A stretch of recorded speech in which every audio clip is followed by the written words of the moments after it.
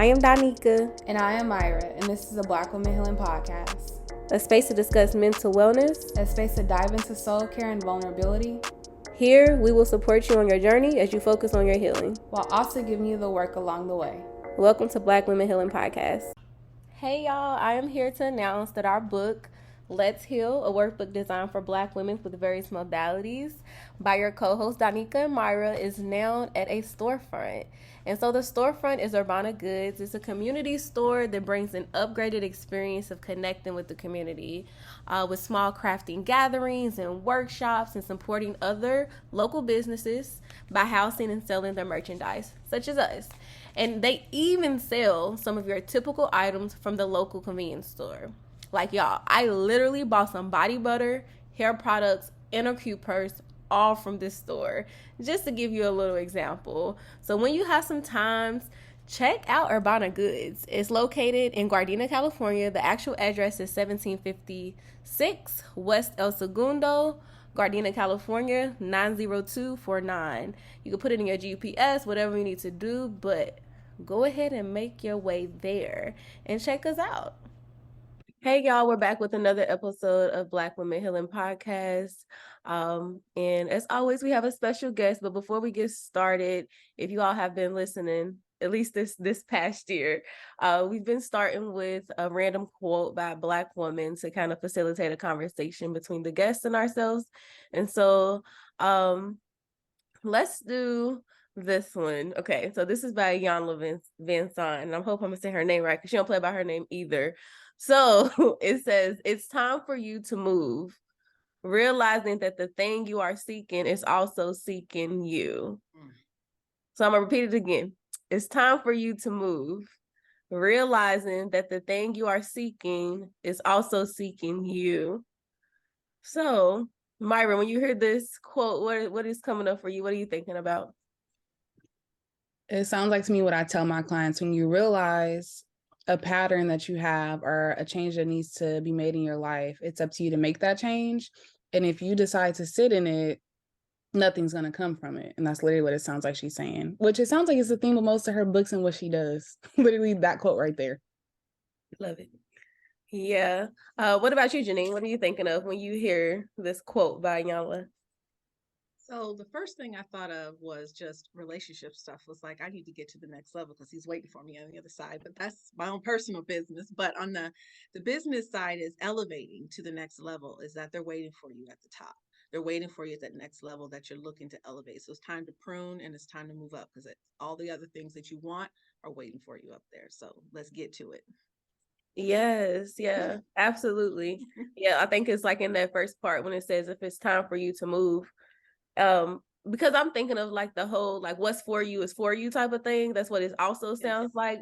But in her quote, it's almost like she's saying what's for you is for you, but if you don't move, it's gonna take a long time for it to come to you. That's right. Yeah, absolutely. Okay.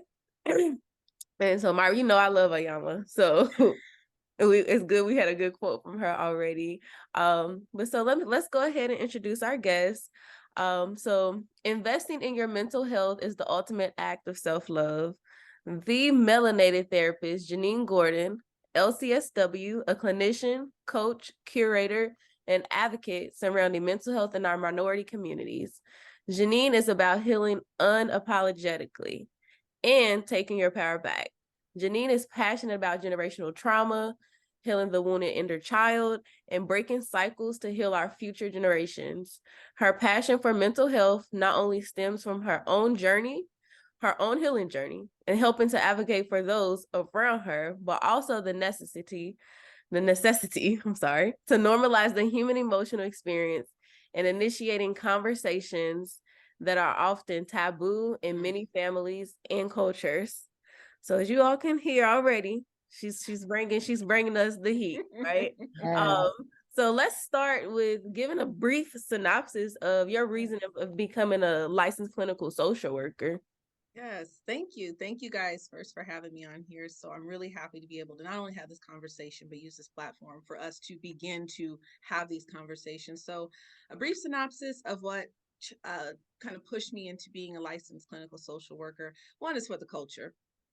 because it's necessary, it's needed for the obvious reasons, but also for my own legacy and for my family. One of the quotes that I talked about as far as healing ourselves and kind of taking our power back is changing the ones that come after us, because we're now living from the ones that came before us. So being that voice, normalizing the human emotional experience, like you guys had mentioned there. But I wasn't one of those people who kind of knew what I wanted to be when I grew up, because most of my existence, like especially in childhood, was just getting out of the house because I had so much stuff going on and I didn't really know.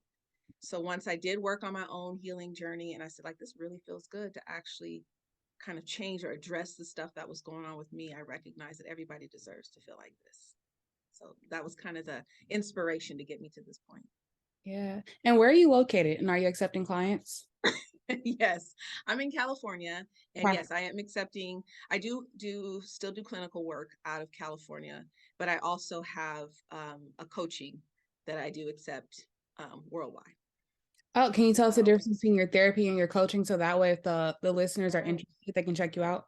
absolutely. So if you are in the state of California and looking to go the clinical route, if you actually want to work on the therapeutic aspect, which means meeting, having a full assessment, really understanding and diagnosing your mental health and working on the coping and really starting to change some of those behaviors, that would be the therapy route. If you are outside of California or within, across the world, wherever, and the coaching is specific to the niche of the generational trauma, the inner child, and the past pain. So what my coaching business focuses on is you're stuck in this one piece, this one part in your life. Like you recognize patterns that are continuing. You're recognizing the relationships, and you're recognizing there's certain resentments, things that you're not being able to push past that's holding you back. And you really want to understand and process that. And also build community with a coaching community and other women that are like-minded, then that would be the route we go on the coaching. Ah, dope. So if y'all heard that, be sure to check her out. Come on, y'all. So I'm curious, what are some societal, economic, and familial issues that you feel are tied to generational trauma? Okay. We only have a short amount of time, right, for this. So I think, when I hear the word generational trauma, we kind of automatically think of either ancestral or family stuff. Like, I think that's the first word. But when we talk about the societal, economic, even just, and the family stuff, you think of historical, you think about the ones that came before us, but also the things that they had to go through, the systemic stuff, the racism, the oppression, poverty, slavery, marginalization, all of those things that has now fostered fear, anger, the stigma, access to information. We were not, I'm not going to say we, I'll speak for myself. I was not raised to know anything about mental health or what emotion should look like, or you couldn't question family. You do as you say, not as you're told. And you're raised in this environment where you're kind of conditioned to mistrust the world and other people. And so that carries on throughout all of our generations because of what has happened to us historically. And I think that our existence, pure existence, is traumatic for us, for many of us in all minority communities, because all of our minority communities have a very traumatic historical line. So I think just our existence has been traumatic for us, just trying to navigate the world as a Black woman, a Black man, and all our different minorities. And I think also what's really is, and one of the things I like to focus on in the work is culturally.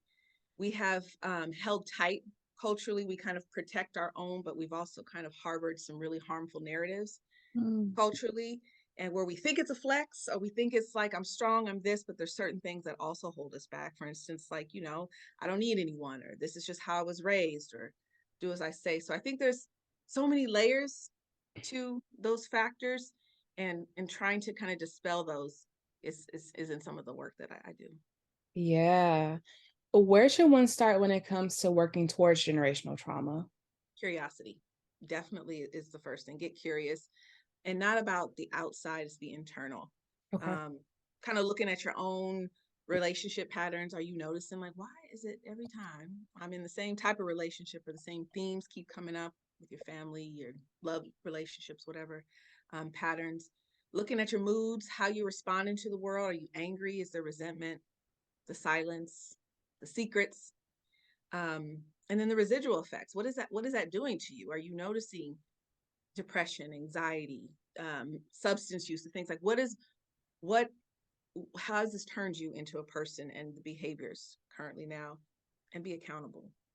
We can make all the excuses in the world. No, that's what my mama said, or she raised me this way or that. And we have to take accountability, because we are not responsible for the pain, but we are responsible for the healing. So the more we continue to say, well, that was just how my mama did it, or daddy did it, or that's what keeps us stuck in the cycle. And I firmly believe we all deserve grace, to go through life with some sort of grace, and not to have to measure our amount of strength by the amount of trauma that we've been through. Well, I haven't been through all of these things, so I got it. But we shouldn't have to have that as our measuring system. I'm wondering your thoughts on, let's say, if you're doing this work, right? Like you're working on the generational trauma, and let's say you have a brother or a sister who they kind of trigger you back. Like you're noticing that you're making this progress, and you're noticing like, okay, these are some of the patterns I have that I'm working towards. Yeah. But whenever I'm around them, it's like they just set me back, right? Man. And then let's say maybe you have a conversation with them and they apologize, they say they'll change. They change for a little bit and then they come back. And then it happens again. They say they'll change, they apologize. So now you're like, okay, it's been twice. I think they'll make a change. I've worked on myself. And let's just say you had like a family barbecue and they just set you up. How do you navigate that? Because this is something that's on my mind, where I'm like, you make me become a different person. Like, it's like I'm Myra, and then I'm like, Amy, right? Like you set me off, now I'm Amy, the different person, because I've done the work. Right. In those instances, what do you do? Because then I notice, like with friends, or even like with myself, I beat myself up because it's like I've done all this work, but then when I'm with you, you set me back, and now I'm like stuck in this loop of, did I really do the work? Yeah. Your imposter syndrome kind of sets in. You you check in with yourself, like, did I do all this damn stuff for nothing? First of all, Myra, you in my house? Because you just described a lot of my functions. So that's why I was asking you. I'm just saying, coaching with you. I see some help you can use, because I have the awareness, but right, we know. like I got the therapy side, right. The part is where I'm like, ooh. Yeah. That's a really good question, because I think that once you start to begin that journey, the healing journey, family is going to be the first one that comes for you. And we already know the importance of boundaries. We already know the importance of asserting ourselves and staying like, this is what I will accept and will not. But family tends to be the first ones to judge you when you start to break cycles. And that's how you know, because it's oppositional. And so the problem is, because they're still stuck in that toxic cycle, they're still stuck in that broken cycle, the lens that they're viewing it is either betrayal, or who do you think you are, or you're telling family business, or all of these different narratives. There's nothing that you can say or have not said, like you're waiting for that one thing. If I say this, they'll get it. They're not going to get it until, when you ask me about like, where do we start, until they become accountable first. So I've had to make the decision personally that not all family, not all skin folk is kinfolk.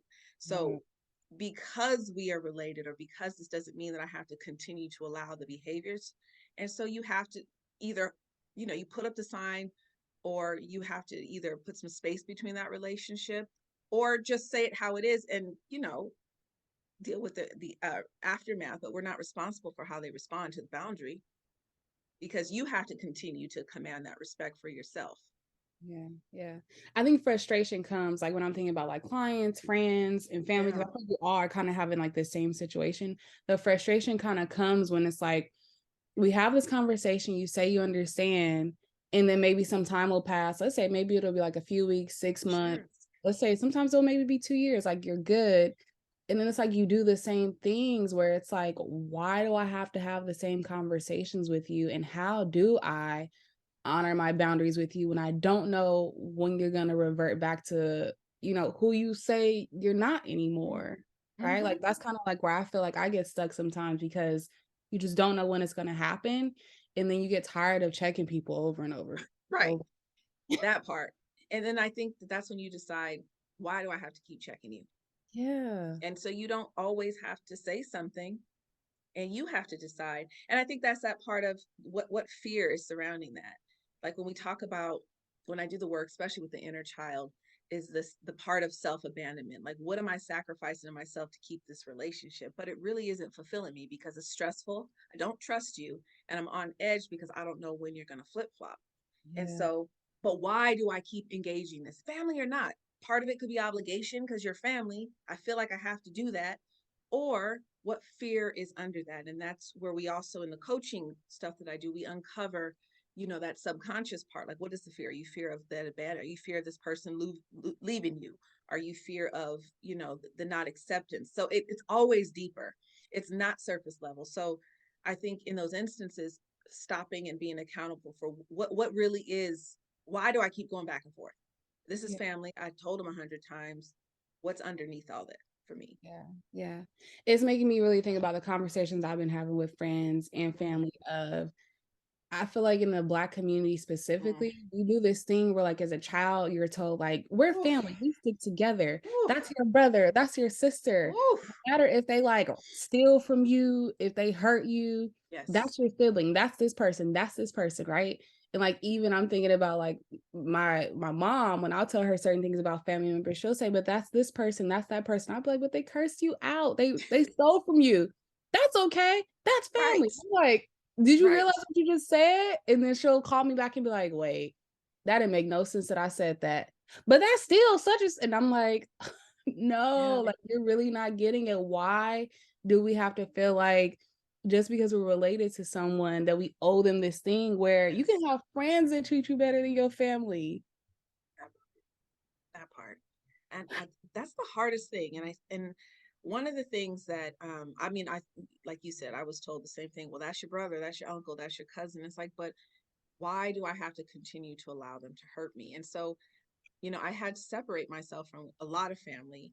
I even had very strained relationships with my parents because I grew up with just a lot of resentment and anger because you were told these things. The uncle that, don't go in the room, we leave him locked up in the corner in the house. And like, we all had some of that in our family. And I just grew up like, but why? But because they had to go through the pain, because that's what they were taught, we had to too. But they're not equipped with the know-how, right? No one is telling them, tell us how that uncle or that cousin really makes you feel. Let me protect you.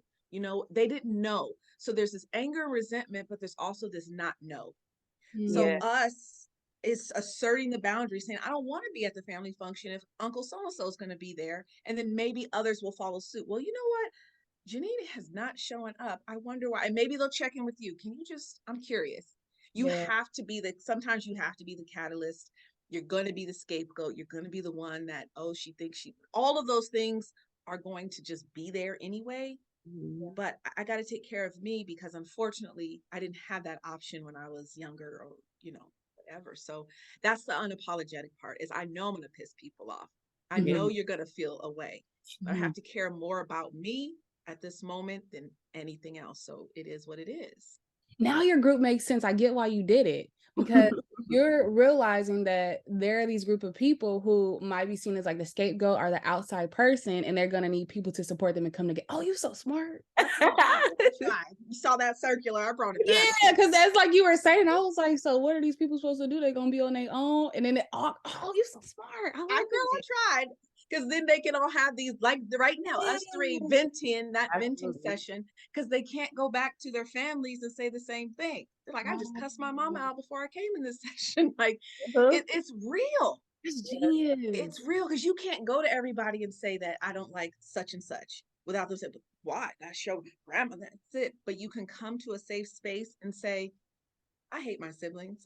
Whatever their truth is, we have to create these safe spaces for us to normalize. Otherwise we stay stuck. And that's just what it's been for us for years. Yeah. Have you read Set Boundaries, Find Peace by Nedra Webb? Nedra lives in my brain rent free. So I should read it. It's good because my clients have been like, there's a workbook that goes with it, but I'm scared to open up the workbook. So if you buy it, then, and I'm like, I'm scared too. I don't want to open up that workbook. What's it called again? Set Boundaries, Find Peace. Set Boundaries, Find Peace. Okay. Specifically with family, because Nedra, yes, she lives in my mind rent free. Okay, I have to check it out. Okay.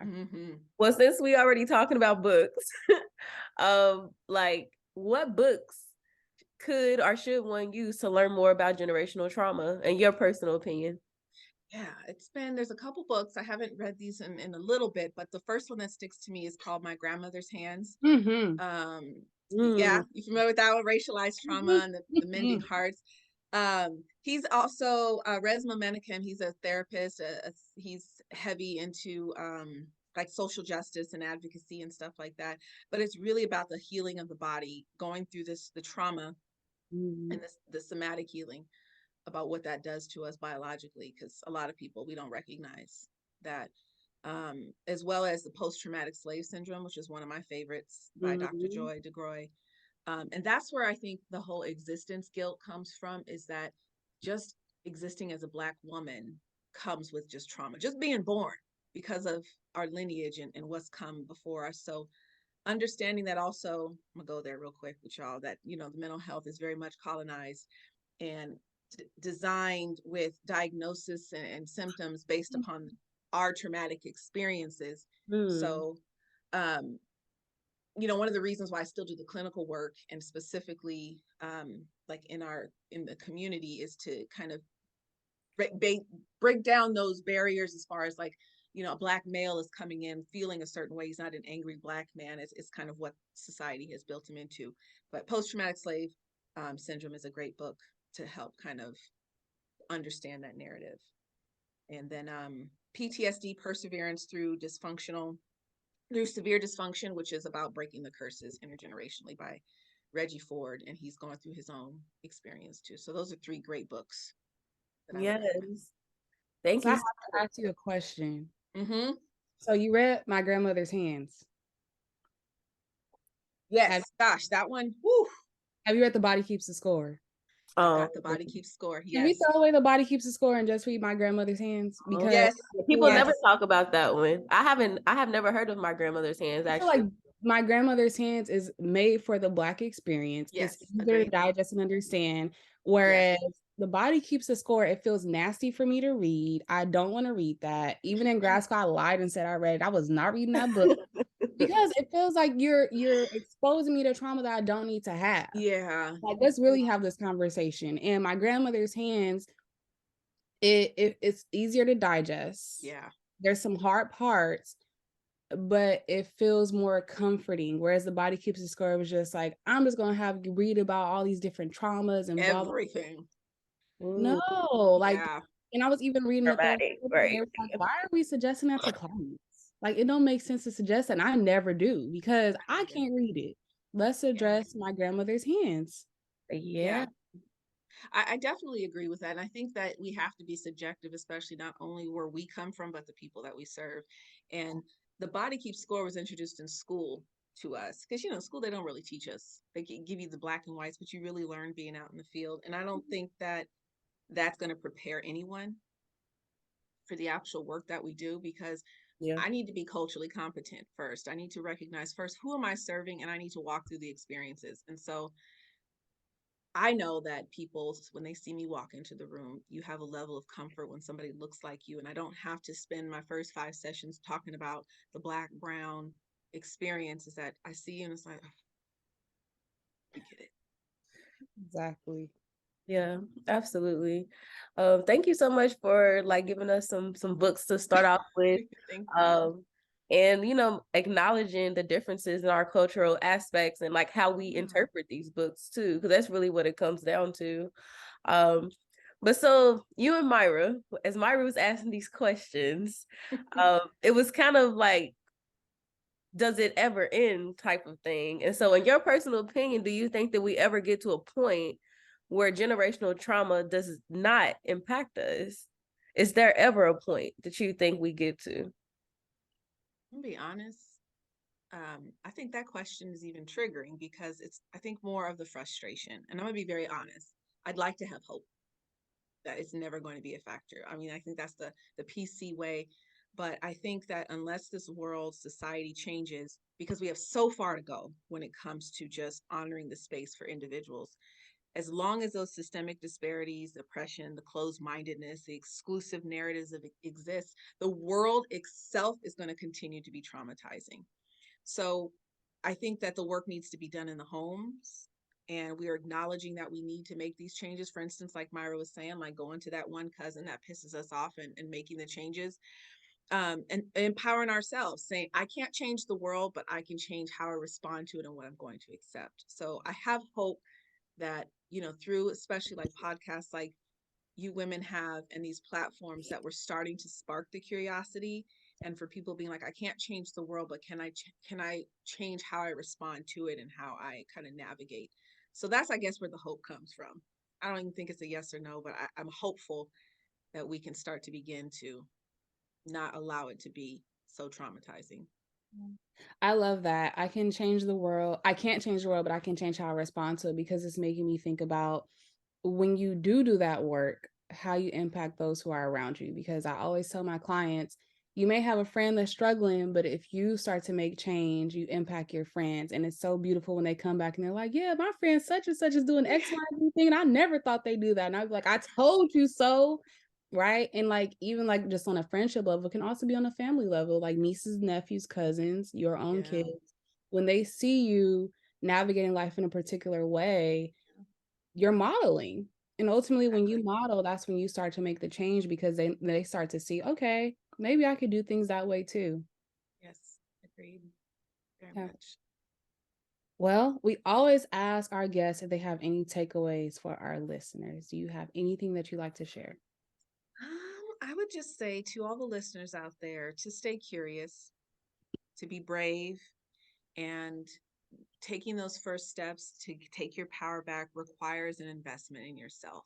So I know in the beginning you guys had mentioned something I said about investing in your mental health is the ultimate act of self-love. There's nothing more that you can give to yourself than taking care of your mind, body, and soul.